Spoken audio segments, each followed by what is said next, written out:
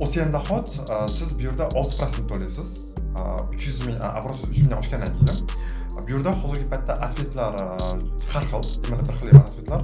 Chunki biz o'zimiz налогga bordik, mana buxgalterga borib ko'rdik, javoblar rosa har chiqdi. Lekin hozir определённый to'xtam bor. Определённый to'xtam bu yerda o'siyandahot ishgan paytimizda biz налогni klient realizatsiya qilgan puldan to'laymiz deyapti ko'pchilik. Bu nima degani?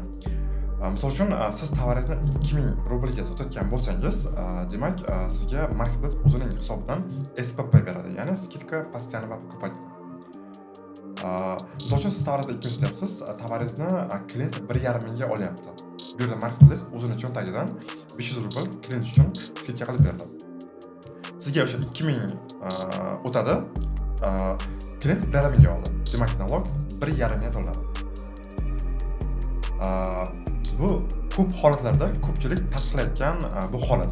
Senga hech kim qilib bermaydi nonushta, foydasi bo'lmagan va bo'lmaydi nolishdan. Qo'rqma hayotda o'zingnikini olishdan, qo'rqim bir umr bitta o'rinda qolishdan.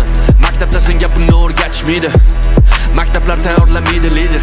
O'rta klass ishlaydi va doim deydi. Ular doim berganini yeydi.